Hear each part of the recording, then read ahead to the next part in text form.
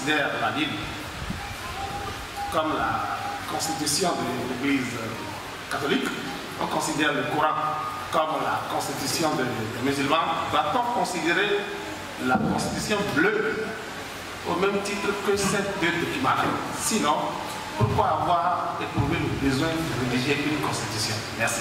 Débattre sur le fait qu'il affirme de façon énergique que la constitution bleue 489 est aussi la Bible du christianisme céleste. Je m'en vais vous affirmer que l'Église chrétienne céleste est la religion venue, la religion du 20e, 21e siècle, et qui est venue accoster à l'Ouest Africa, au bas monde, au pays le plus petit, un peu comme Bethléem, Nazareth, qui a donné naissance à l'enfant Jésus, au-delà de l'esprit plus élevé de la grandeur des autres nations que nous appelons les nations les plus intelligentes.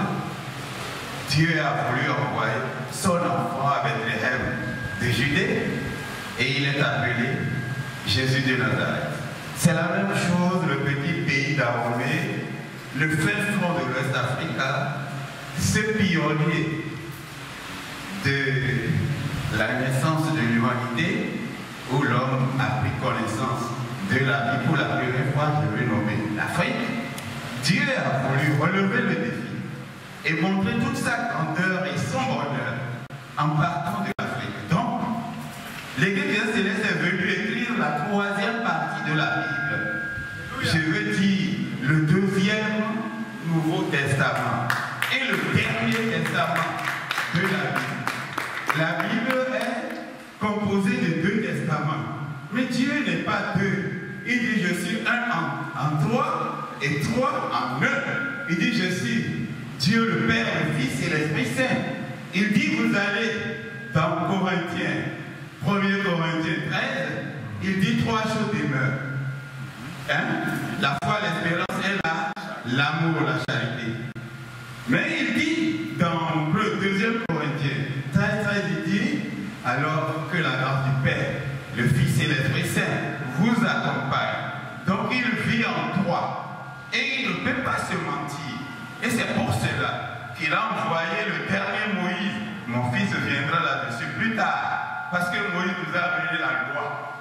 Et Oshaphan nous a amené la loi de sanctification et de purification. Afin que le pays, anciennement appelé la nation des vaudouisants, devienne encore le pionnier du christianisme renouvelé et qui devient le christianisme céleste. C'est-à-dire ce christianisme qui n'est pas monté, qui n'est pas terrestre, mais qui est descendu des cieux. Oui, ça risque de nous tromper. Abdo, c'est la Bible du christianisme céleste. Non seulement du christianisme céleste. Le christianisme céleste a pour vocation de sanctifier l'humanité entière, car nous l'avons déjà conduit dans l'ornière, dans le bourbier, dans lequel aujourd'hui les nations répondent par les rues du Satan. Si vous êtes journaliste, je crois le chronique qui défraie aujourd'hui l'actualité, c'est la pédophilie. Est-ce que dans votre logique humaine, entendez-vous laisser votre fille, petite fille de 10 ans, connaître la grandeur de sa mère? C'est une question. Donc la Constitution bleue, c'est la Bible du christianisme céleste de l'humanité. Dernière Bible sans laquelle personne n'aura la paix. Merci beaucoup, papa, pour votre enseignement. Et ma question est celle-ci. Papa, dans son enseignement, nous avait dit que la mission que nous avons reçue, c'est une mission d'évangélisation dans tout le monde entier.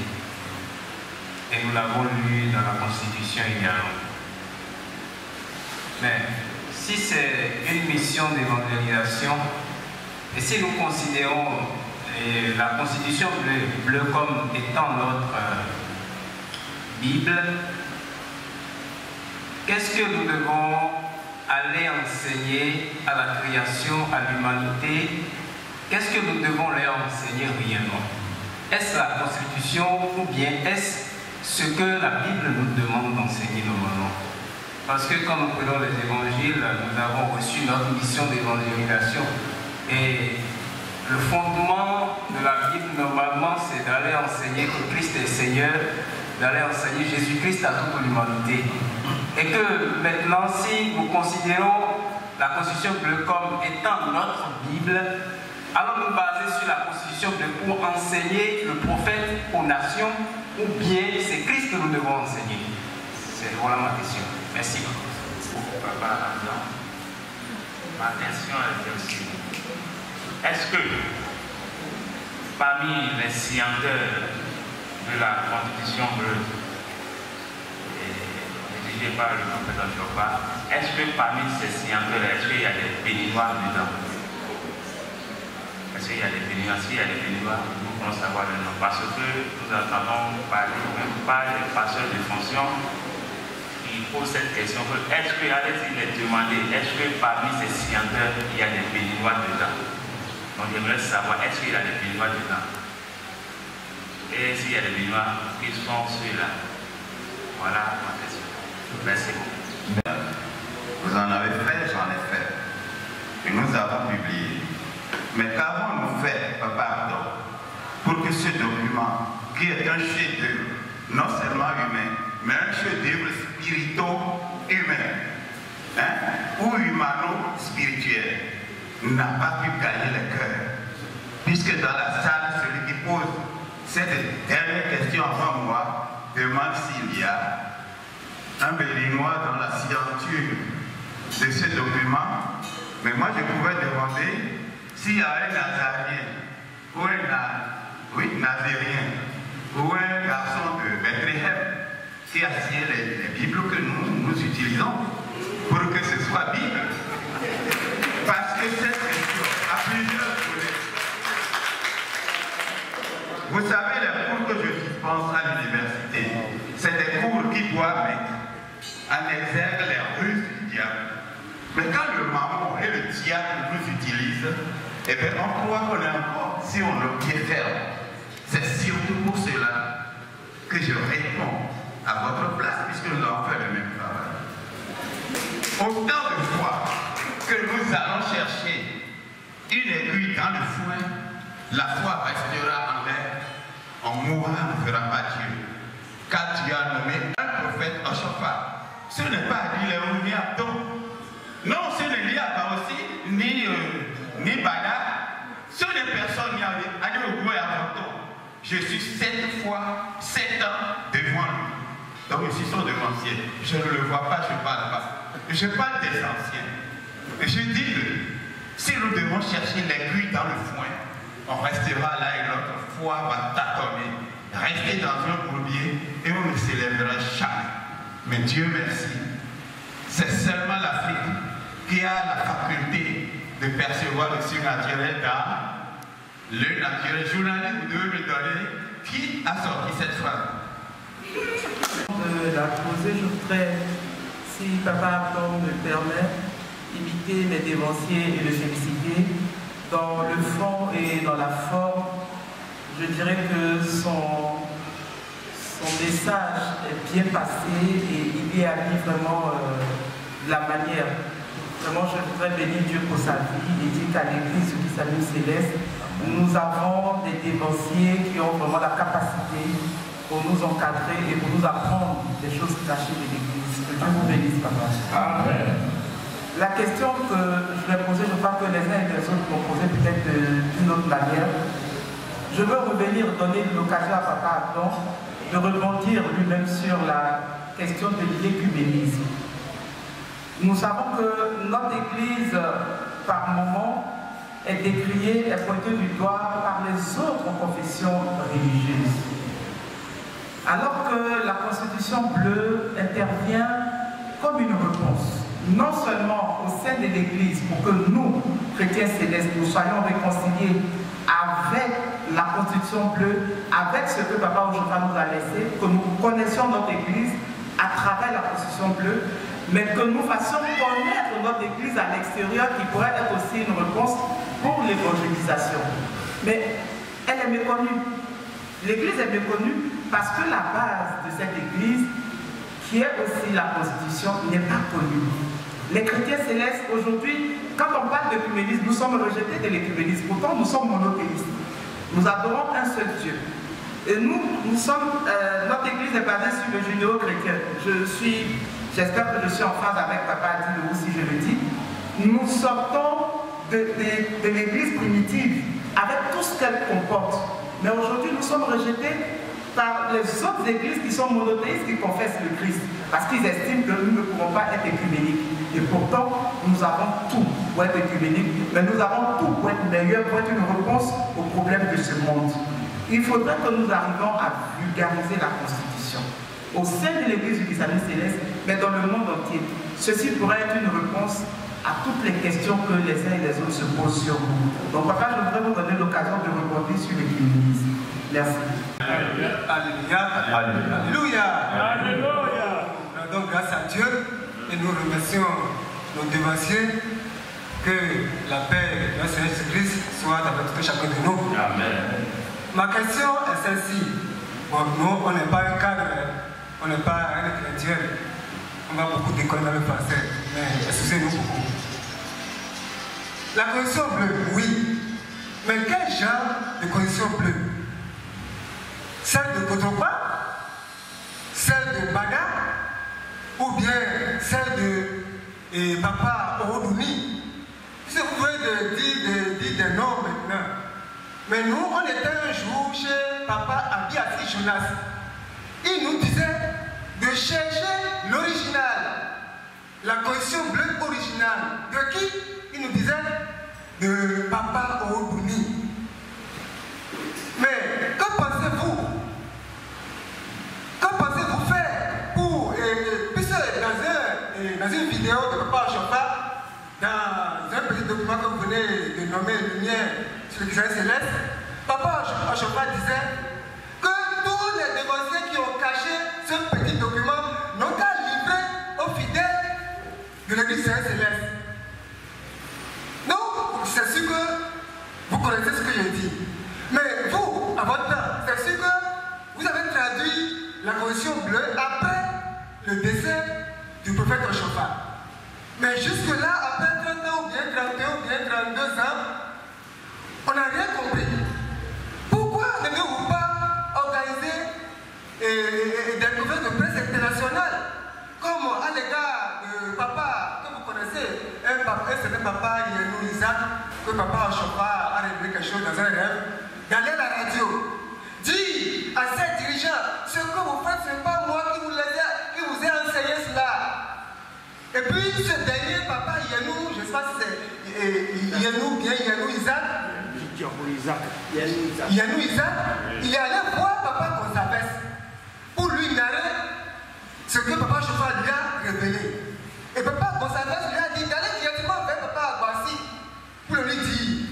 Mais ça dit que là, il n'a plus, il a les moyens financiers pour aller à la radio faire selon ce que Papa Chopa lui a révélé. Mais il a préféré passer par les hommes. Et effectivement, il est allé à Pantropos d'après les informations. Il est allé dire ça à Papa Aguassi. C'est au retour dans l'ancêtre même qu'il est tombé décédé. Il est mort. Mais que pensez-vous faire maintenant avec la condition bleue? Et de quelle condition bleue s'agit-il réellement? Merci beaucoup, mesdames et messieurs. La salle qui constitue le 4e pouvoir. Parce que c'est vous qui faites et qui défaites. Donc, merci beaucoup. Et le Dieu de Chofa saura vous combler davantage. Parce que vous contribuez à la promotion de l'Église du christianisme céleste et de la Constitution. Oui, la Bible, c'est un livre universel. Elle n'est pas catholique en tant que telle. Mais évidemment, dans les publications, certaines églises se sont attribuées des versions. Il y a des versions qui sont purement catholiques, telles que la Bible de Jérusalem. Il y a des versions qui sont purement témoins de Jéhovah. Quand vous la lisez, vous retrouvez le jargon témoin de Jéhovah. Il y a des versions qui sont purement évangéliques. Et vous avez la traduction écuménique biblique, la Bible d'Homme, qui est une association des églises qui ont eu à sortir cette Bible-là. Donc on voit que la Bible est comme Siracide, etc. Donc c'est un livre universel, ça n'a pas de religion, ça n'a pas de coloration. Mais c'est parfois certaines églises qui veulent en faire leur coloration. C'est pour cela, gloire à Dieu, Louis II ne s'inscrit pas dans cette dynamique religieuse. Et c'est pour cela même que parfois il est boudé dans certaines sphères bibliques. Et il a dû faire chemin seul. Et quand vous lisez Louis II, vous êtes plus libre en tant que lecteur et chrétien. Et c'est une version qui s'adapte même mieux encore à notre environnement chrétien africain. Parce qu'on comprend platement ce qui est écrit. Donc, la Bible, si vous me dites que la Constitution bleue, c'est la Bible chrétienne céleste, oui. La Constitution est la Bible chrétienne céleste. Parce que sa particularité, c'est que ce qui est écrit a été révélé par Dieu, comme ce qui est dans la Bible a été révélé par Dieu. Donc, l'organisation, tout, c'est le Saint-Esprit qui a inspiré le prophète Joshua et qui a mis tout, qui a pu mettre ce qu'il a pu mettre, parce qu'il y en a beaucoup a été révélé et il n'a pas tout mis. Donc, le chrétien céleste doit considérer cela comme sa Bible. Il y a la Sainte Bible et la Constitution bleue qu'il doit connaître en tant que chrétien céleste. La preuve, c'est qu'à l'époque du fondateur, lorsque vous allez prendre l'onction, dans les frais d'onction, à les frais de la Constitution bleue, vous devez avoir votre Constitution bleue quand vous prenez l'onction. Ça devait même être une exigence. Quand vous prenez le baptême aussi, il faut avoir la connaissance de la Constitution bleue. Parce qu'il y a tout ce qu'il faut dedans. Même la main, comment adhérer au christianisme céleste. Les articles 101, 102 et 103 de la Constitution bleue. Le prophète a tout défini dedans. Mais est-ce que nous le suivons en cours d'interrogation? Donc, pour répondre à votre question, c'est la Bible chrétienne céleste. Maintenant, vous savez, les Africains croient beaucoup plus à ce qui vient de l'extérieur de l'Afrique. Le prophète Joshua aurait été un Européen, on parlerait d'autre chose. Comprenez? Mais c'est à nous, Africains, de savoir donner la valeur à ce que Dieu a révélé chez nous. C'est au moins ça, là, au moins, c'est notre patrimoine africain. C'est à nous de le valoriser. N'en déplaise aux bibliolates qui peuvent crier au scandale en entendant le christianisme céleste qu'on parle d'une Bible, la Constitution bleue. J'en prends la responsabilité. C'est notre Bible, le fondateur, envoyé par Dieu, élu par Dieu, le prophète Joshua a reçu de Dieu et il nous l'a transmis. Et il suffit de la lire dans les chrétiens célestes à lire. Merci. C'est locaux, c'est ça? Oui.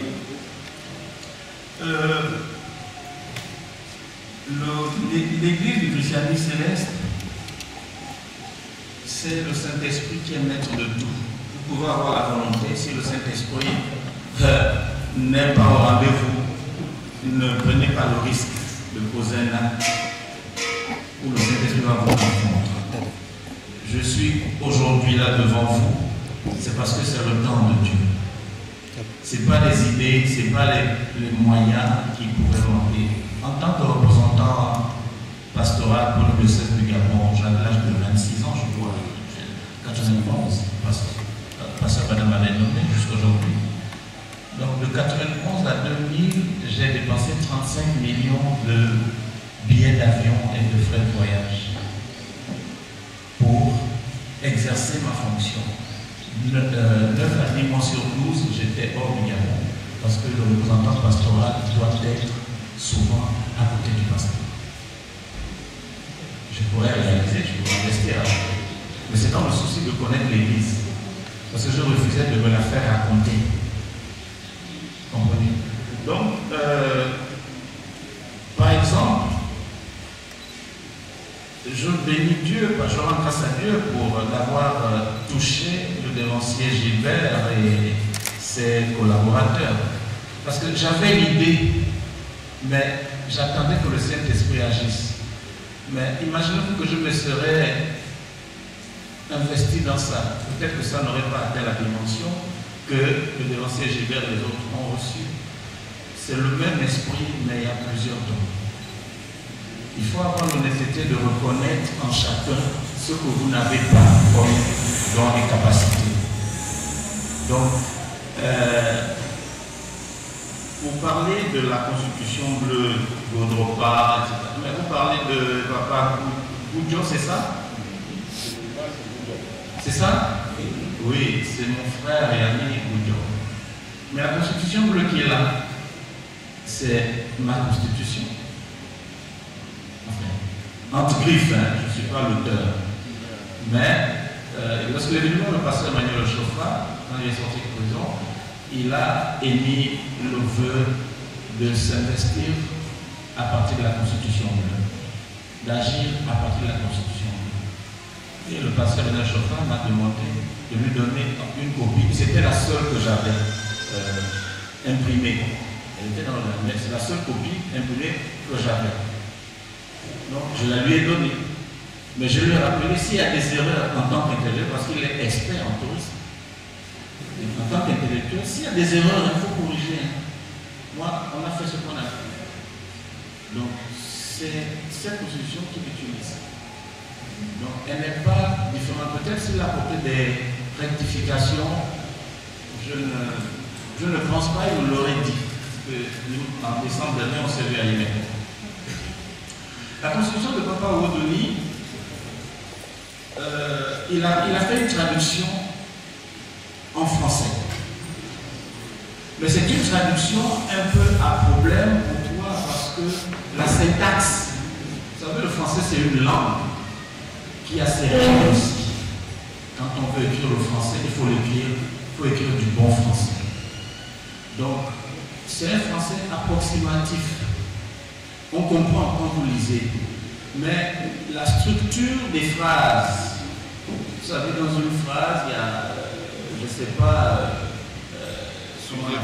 sujet, voilà, le complément, il y a proposition principale, proposition, etc. Ceux qui ont fait l'analyse logique.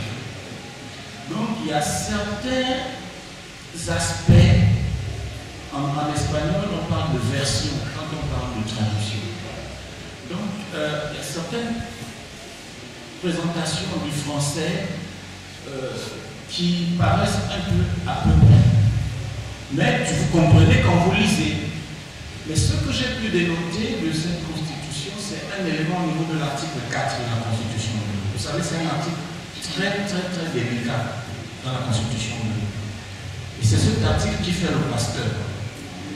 On dit que le pasteur est le garant de l'unité, l'unicité et de l'indivisibilité de l'Église. Alléluia. Alléluia. Que vous perdez un élément, vous n'êtes plus pasteur. Et ça, c'est révélationnel. C'est le triptyque de l'autorité de l'Église du christianisme.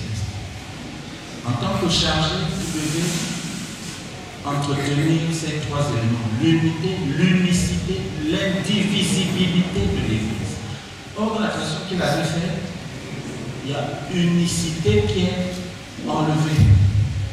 Il n'a pas fait exprès, sûrement les gens en traduisant n'ont peut-être pas porté une attention particulière à ce mot-là, unicité. Unicité, c'est quoi?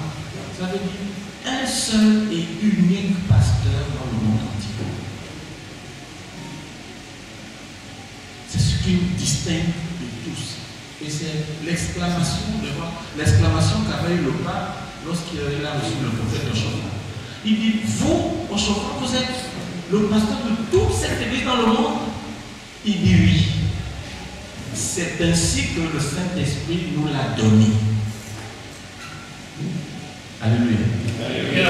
Et le pape lui dit, en fait, moi aussi, je suis pasteur. Mais comme on a multiplié les pasteurs dans le monde, il fallait trouver un titre qui soit unique dans le monde. On a donné pape. Mais il était impressionné d'apprendre que dans le christianisme céleste, il y a un seul et unique pasteur de toute cette église C'est quelque chose qui est impossible pour le monde et pour les autres religions. Mais le fondateur a dit, c'est ainsi que le Saint-Esprit nous l'a révélé. Alléluia. Alléluia. Ce n'est pas un titre que tout le monde porte, que n'importe qui porte. C'est une seule personne dans le monde entier que Dieu révèle. Imaginez-vous dans un État, vous avez plusieurs présidents de la République. C'est même en contradiction avec nos lois qui portent l'unicité d'un pays. Alléluia. Donc, c'est la deuxième erreur que j'ai constatée lorsque j'ai lu une des copies qu'un des échofistes m'avait présentée. Il est venu, oui, maintenant on a la Constitution. Il n'y a pas de problème. Nous avons fait ce que Dieu nous a permis de faire. Pour moi, il y a d'autres intellectuels qui peuvent traduire. Ce n'est pas mon travail. Parce que j'ai voulu comprendre aussi à la base, et Dieu nous a permis d'en arriver là. Donc, jusqu'à preuve de contraire, la Constitution qui a été souvent utilisée, c'est celle que j'ai traduite, par la grâce de Dieu. Que nous avons traduit, parce qu'il y a des lycéens qui m'avaient aidé à traduire ça.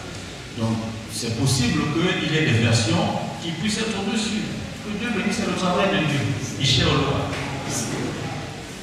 Mais c'est pas ça qui doit être un problème pour respecter ce que la Constitution bleue dit. Alléluia. Alléluia. Je me suis fait taxer même de falsificateur, de tout ce qui s'ensuit. Je n'ai pas le temps de répondre à ces dictateurs parce que je les aime. Quand tu aimes, tu n'as pas le temps de répondre à celui qui t'insulte. Parce que tu as d'autres préoccupations. On a une dette, c'est d'aimer. Si tu réponds, tu vas lui ressembler sur le plan spirituel. Ne prends même pas la peine de répondre à tes dictateurs. Donc, voilà, c'est celle qui est avec papa Boudio, c'est la mienne qui avait pris à l'époque. Je l'ai envoyée. Et celle de papa Boudio, c'est seulement l'unicité qui est enlevée. Dès qu'on enlève unicité à l'article 4, il n'y a plus d'église du christianisme céleste. Parce que l'église du christianisme céleste se définit par un seul et unique pasteur à la tête. C'est ce que Dieu nous a donné. Mais si dans les textes, on enlève le mot unicité, il n'y a plus d'église du christianisme céleste et Dieu ne se reconnaît plus. J'espère avoir répondu à votre question. Dieu vous remercie. Pour maman Simone Kakou, merci pour la question. L'écuménisme.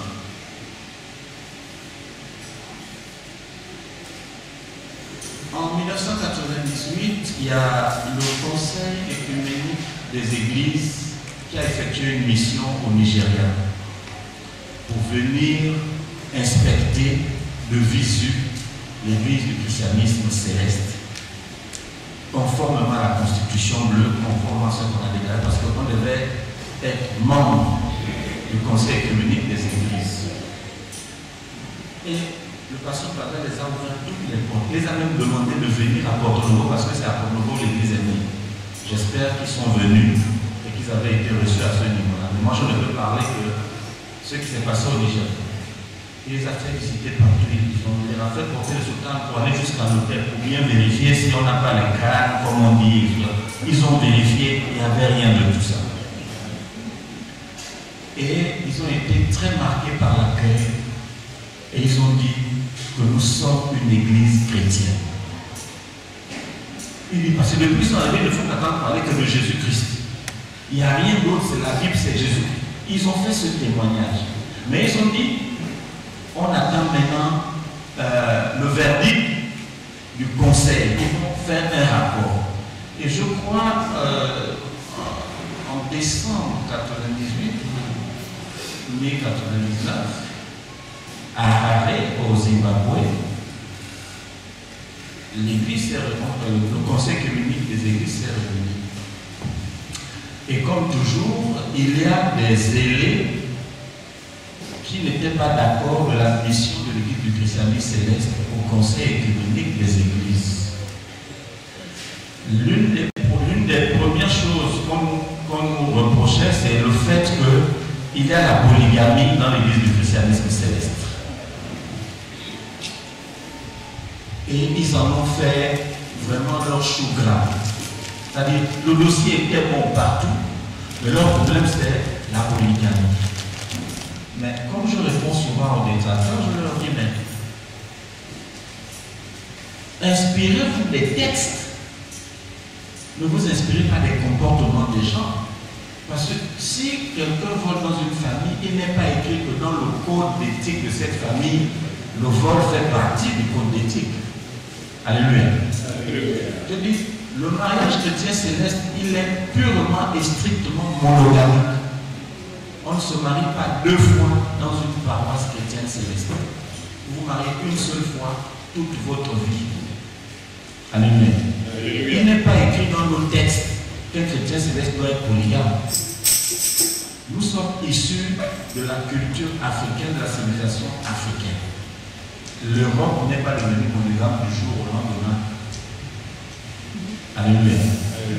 C'est au travers de l'histoire et des siècles, au fur et à mesure, cette notion de monogamie est rentrée dans les cultures. Et donc, le pasteur Bada leur a fait savoir de l'origine de nos églises. Les gens viennent, on a des lois qui protègent les citoyens. Et une église ne peut pas s'imposer dans le statut matrimonial d'infidèle. Il y a la liberté dans chaque pays. Mais comment, au nom de la religion, on va interdire quelqu'un qui est déjà engagé? Qu'est-ce qu'on fait de ces femmes qu'on doit rejeter et de ces enfants qu'on doit rejeter du polygame? Alléluia. Donc, c'est des gens qui viennent, qui sont polygames. Mais le mariage qui contracte avec telle ou telle personne n'engage pas l'Église. Alléluia. Il y a la vie privée du fidèle, du dévancier, et il y a la vie religieuse. Maintenant, si vous venez, si vous êtes déjà marié à l'Église du christianisme céleste, et vous amenez encore une autre fois à l'Église, là, l'Église dit non. Parce que les lois, les règles, la doctrine de l'Église ne permet pas qu'il y ait monogamie dans l'Église.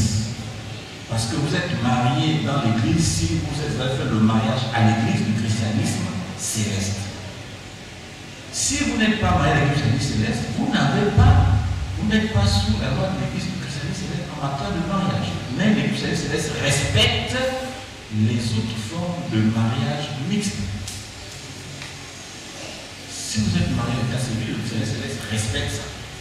Si vous êtes monogame, c'est votre engagement devant le christianisme céleste, vous respectez en tant que tel, mais faites-le dans la propreté et dans la justice. Ce n'est pas le christianisme céleste qui a établi la loi de la polygamie. C'est un faux débat. Et je crois que dans mon entretien avec le pasteur Bada et le secrétaire général du Troisième Rapport ici, quand ils ont vu un peu toute cette agitation, le pasteur Bada ils se sont levés de la salle et ils sont sortis.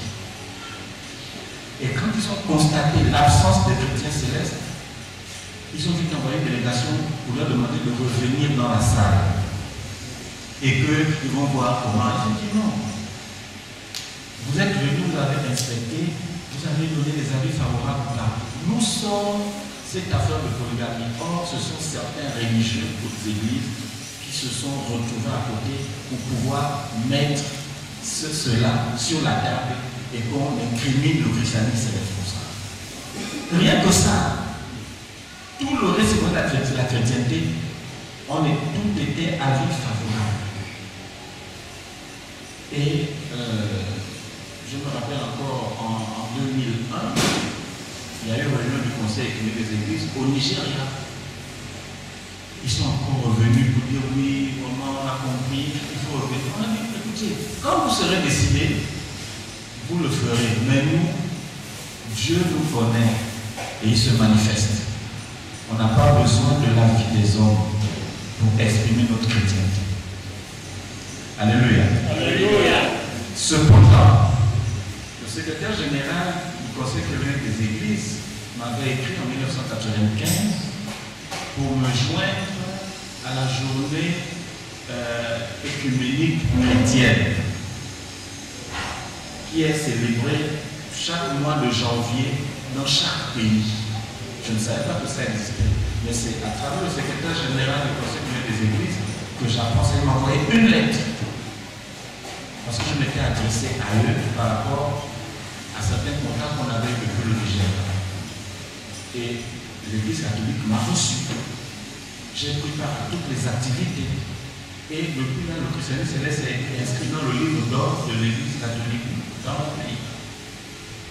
Et c'est une mère religieuse catholique qui me voit en soutane d'évangéliste à la poste et qui m'interpelle. Mais il faut venir. Il y a la journée écuménique. J'ai dit, mais c'est quoi ça? Or, quand j'allais prendre le verre à la poste, c'était le courrier du secrétaire général qui me demandait de rejoindre l'église catholique. Il y avait les protestants, les pentecôtistes et certaines églises chrétiennes. Chaque mois de janvier, il y a la journée écuménique. Mais dans nos pays, dans certains pays, ils occultent ça. C'est une affaire entre les catholiques et les protestants. Or, c'est une affaire de tous les chrétiens.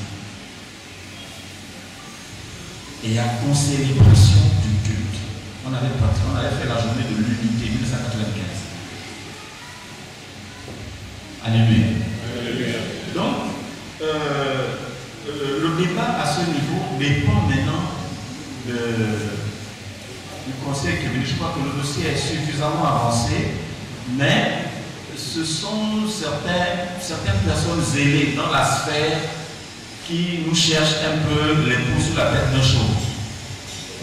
Mais en matière de chrétienté, je crois que nous avons tous les éléments et tous les atouts, comme vous le dites. Et vous avez parlé, effectivement, la constitution bleue n'est pas connue. Ce qui est sacré comme écrit, nous l'avons occulté, nous avons présenté beaucoup plus tout ce qui paraissait la littérature. Maintenant, c'est une interpellation à nos dirigeants. Et je revois votre partage. Pour que la constitution bleue soit comme un livre de poche qu'on pourra lire à tout moment, que les jeunes doivent s'approprier comme référence. Parce que je vais un peu escalader pour aller à la deuxième question. Constitution bleue comme Bible, oui, mais quand on parle d'évangélisation, on voit Christ d'abord. Donc ce n'est pas une hérésie de dire que la Constitution bleue est notre Bible, c'est parce que le Christ est l'initiateur même de cette Constitution bleue. Il est l'ordonnateur de la signature de l'acte de cette Constitution bleue. Donc la Constitution bleue, c'est la propriété de Jésus-Christ. Oshofan n'a fait que transcrire tout ce qui lui a été inspiré. Alléluia. Alléluia. Puisque dans la Constitution, vous voyez bien que le Christ apparaît physiquement au fondateur. Comme si vous êtes en train de lire la Bible. Et le Christ se manifesta à tel endroit. Alléluia. Alléluia. Donc, maman Tatou, merci à ce souci-là d'une meilleure connaissance de l'Église céleste. Il faut aussi voir aussi le niveau de nos responsables paroissiaux. Est-ce qu'ils ont intérêt à faire la promotion de ce livre? Et je crois que nos dirigeants doivent peser de tout leur poids pour que ce soit la condition sine qua non. Quand on fait le cours biblique, il doit y avoir des passages de la Constitution bleue à étudier, comme on a fait le décryptage dans le forum. Il faut que ces décryptages soient consignés en documents pour pouvoir aider à la compréhension de la Constitution bleue. Alléluia. Donc, je ne sais pas si j'ai répondu à votre question. Et nous faisons déjà un effort par l'évancier Gilbert et ses collaborateurs, Papa Kiki, Papa Léo, pour que sur le forum, les gens apprennent à connaître la Constitution bleue. Maintenant, il y a les moyens qui suivent pour pouvoir éditer cela, pour pouvoir mettre ça sous d'autres formes de publication, afin que même celui qui n'est pas instruit puisse connaître et comprendre la Constitution bleue. C'est le moment où les chrétiens célestes qui ont les moyens doivent investir pour la cause de l'Église. Voilà le bon investissement. Ce n'est pas pour aller corrompre le chargé pour avoir une onction, non. L'argent que tu pouvais corrompre le chargé là, prends ça pour faire la promotion de la Constitution bleue et de ce que Papa Ochofa a dit. Cela s'impose à nous pour que nous soyons au même niveau de compréhension du christianisme céleste. Merci beaucoup.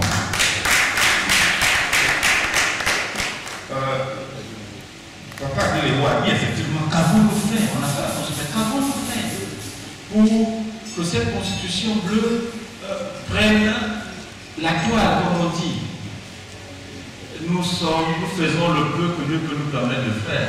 Et nous rendons grâce à Dieu pour la vie qu'il a ajoutée à notre papa Léo, pour que la santé lui permette de continuer à nous instruire davantage par l'inspiration que Dieu lui donne sur ce que le prophète a eu à dire, parce que c'est un témoin vivant.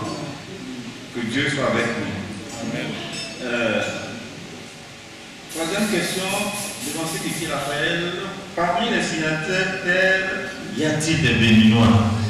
Alléluia. Alléluia. Ben, moi, je vous dirais ceci. Mihenilo, Mihenilo, Papa, donc Mihenilo, Akundagewa, Mihenilo.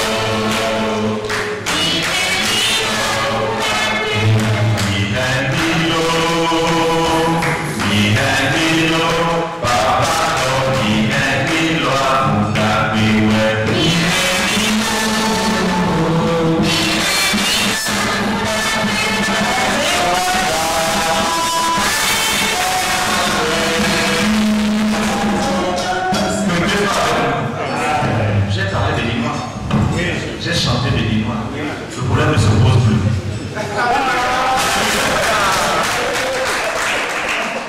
Nous sommes les meilleurs ambassadeurs du Bénin. Vous n'avez pas besoin qu'on écrive ça quelque part. Là où on dit christianisme céleste, là où on voit la soutane blanche, on connaît les origines. Ça vient du Bénin. Donc, le Bénin est devenu universel. Et comme par hasard, on parle du Bénin, le Bénin. Allez-y en comprendre la profondeur. Je ne veux pas rentrer dans la politique. Mais le christianisme, c'est une révélation. Et j'ai toute une étude spirituelle sur le Bénin, partie du christianisme céleste. La devise, l'arc, c'est une projection de l'église du christianisme céleste.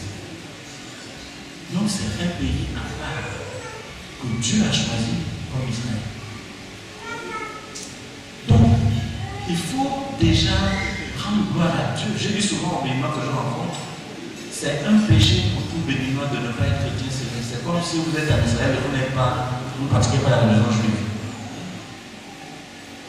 Parce que Dieu s'est révélé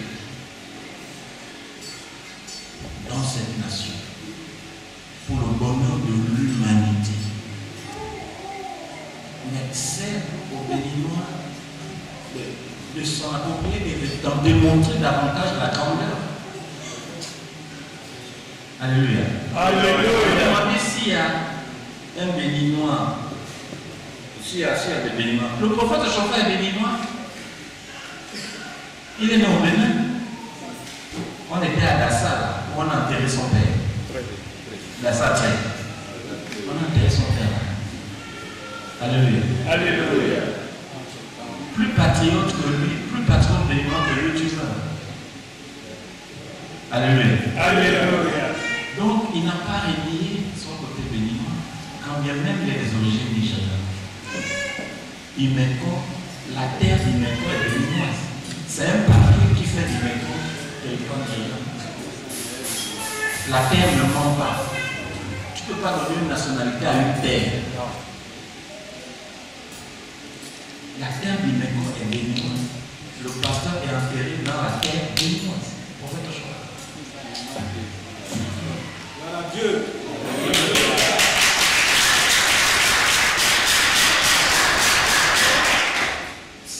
Et puis en plus, tous les membres du trustee et le prophète, ils sont du Djebouodé. Ils sont du Djebouodé, tous les membres du trustee, ils sont du Djebouodé. Une bonne partie des Béninois viennent, ce n'est pas de ce point. Bien, papa dit oui, bien sûr, je n'avais pas voulu rentrer. Que Dieu soit avec nous. Donc, le mot Bénin, il y a BE Bénin et MI Nigeria.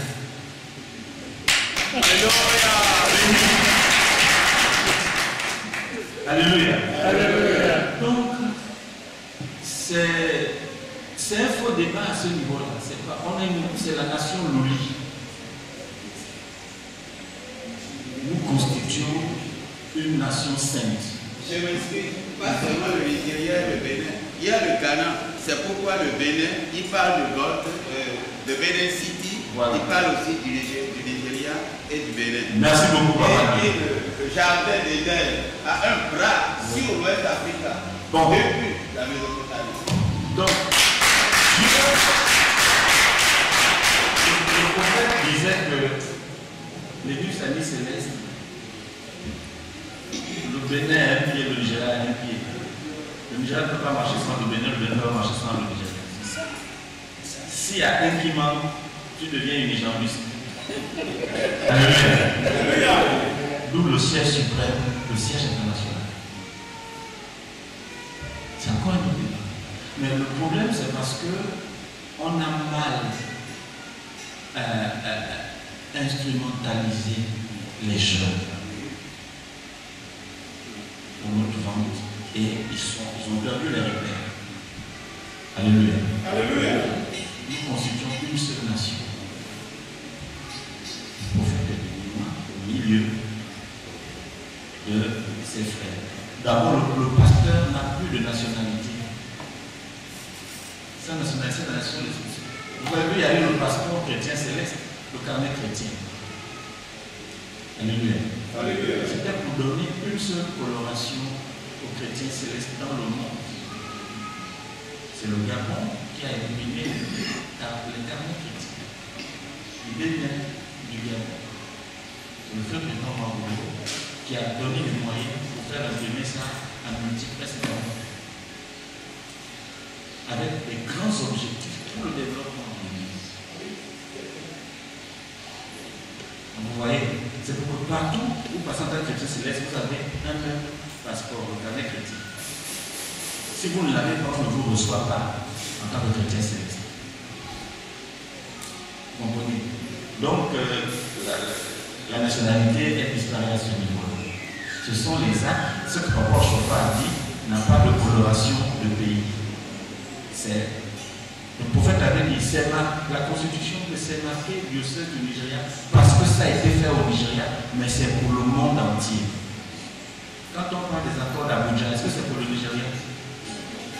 C'est pour la CEDEAO. Voilà. Il faut bien que l'acte soit fait quelque part. Il fallait bien que les christianistes naissent bien dans un pays. Il fallait bien que Christ naisse bien dans un pays et dans une famille. Il ne pouvait pas descendre du ciel. Donc, il appartient à Dieu qui est souverain de faire ce qu'il veut et à nous de dire Amen. Que Dieu soit avec nous. Amen. Maintenant,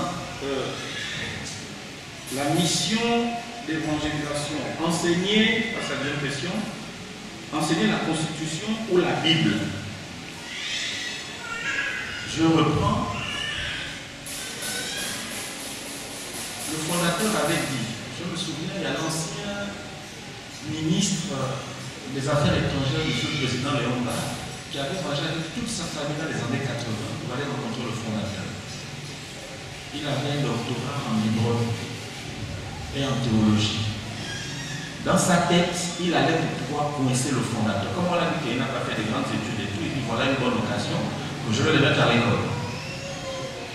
Et puis quand on est arrivé, il a posé des questions au fondateur, il a fait une liste, et il s'est rendu compte que quand le fondateur lui répondait, il répondait en même temps aux questions qu'il n'avait pas encore posées, mais qui étaient sur sa feuille.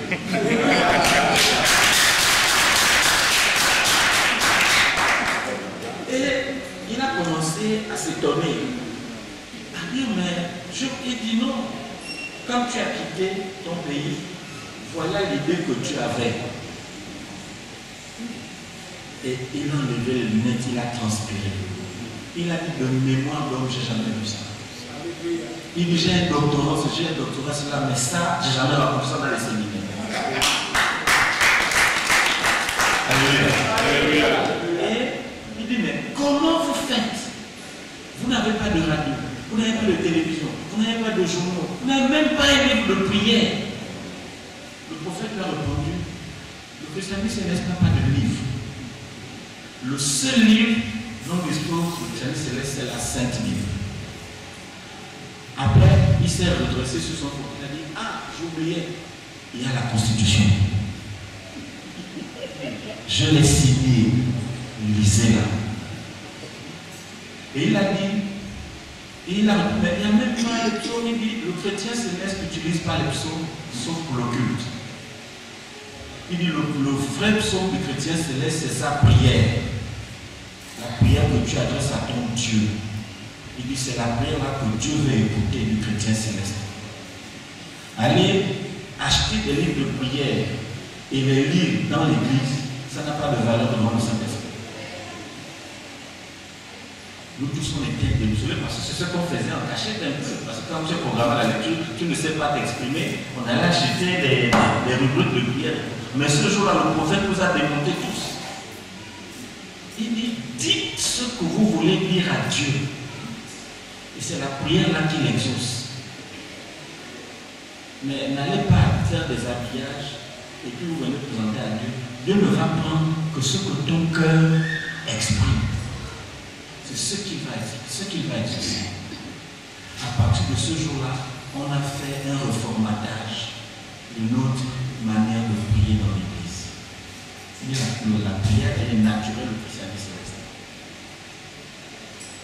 Que Dieu soit avec nous. Donc, voilà comment le prophète a mis en exergue la Bible. Le christianisme céleste est basé sur la Bible, et la Bible. Parce que c'est Christ qui a fondé cette église. Alléluia.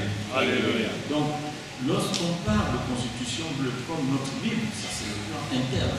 Mais ce qui est au-dessus de la constitution bleue, c'est la Sainte Bible.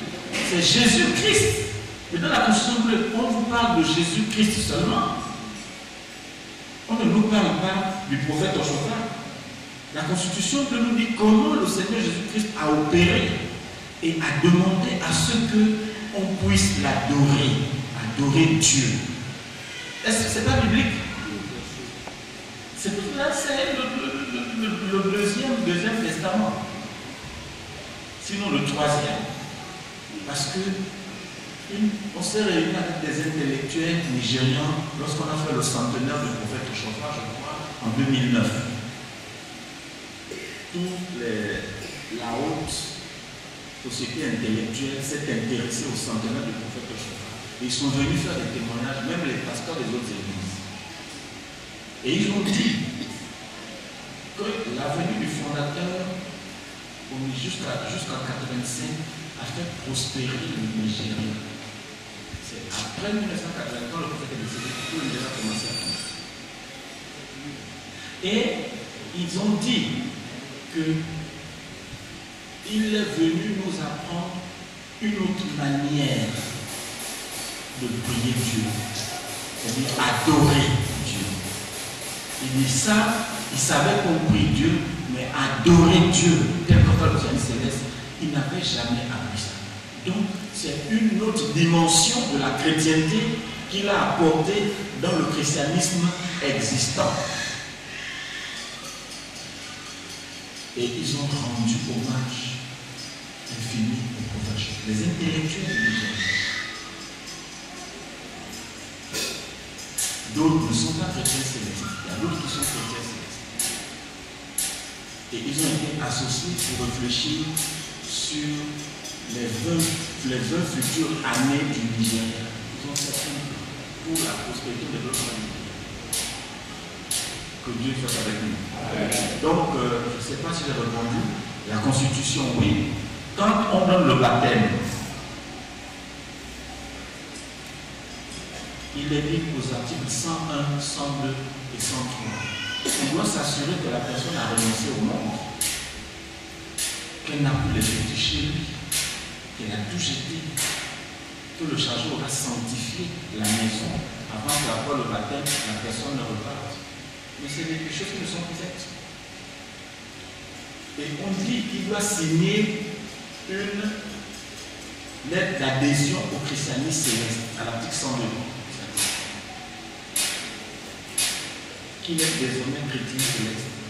Et qu'en mourant, on doit l'enterrer selon les rites de l'église du christianisme céleste. C'est un droit constitutionnel, l'enterrement chrétien céleste. Même si la personne ne vient plus à l'église, si elle est décédée, c'est un devoir, une obligation de charger de l'enterrer en tant que chrétien céleste parce qu'il a le baptême chrétien céleste. Or, il a quitté l'église, montré sa lettre d'excommunication.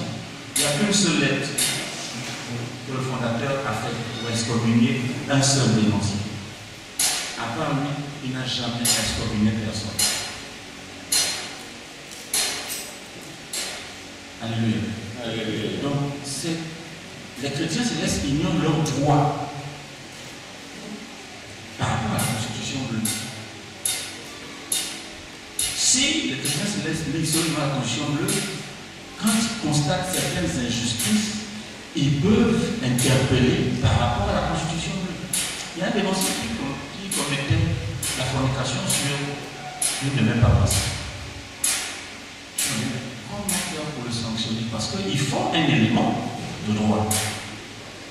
Et puis, comme ça, la parole de article 93, alinéa 11. L'adultère et la fornication sont interdits dans le type du christianisme céleste. J'avais un élément. Et il a été sanctionné en fonction de ce qui est écrit et qui est condamné dans l'Église. Parce que si vous ne condamnez pas l'adultère et la fornication dans l'Église, mais l'esprit de la fornication et l'adultère va s'installer. Tout est prévu dans la Constitution. Ça, c'est les lois maintenant. Mais on a sanctionné pas parce que nous sommes purs, mais c'est pour préserver l'institution, l'éthique, la morale, la spiritualité.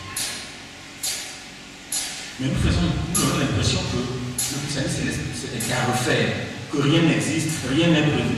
Tout est prévu dans la Constitution. Prenez le temps de la lire et de prier. Vous en saurez plus et davantage. Là, c'est ma Constitution bleue, vous voyez, elle est toute vieille.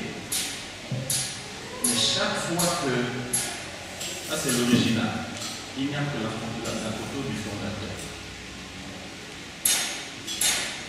Chaque fois que j'ai une révélation, je note, ça c'est des annotations, qui me renvoient à la Bible, qui attestent ce que le fondateur a dit.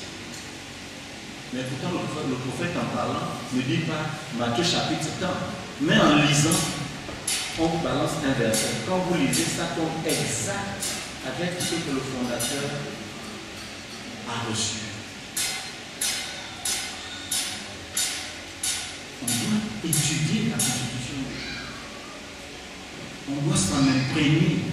Nos comportements, notre manière de voir notre prochain doit être meilleure si on comprend et on connaît la Constitution. Tout ça, c'est des annotations que je n'ai pas, y compris dans la traduction en français.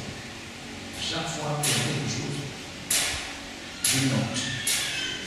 que l'esprit qui est inspiré par rapport au chauffage, la Constitution bleue, n'a pas fini de nous révéler les secrets de la Constitution bleue.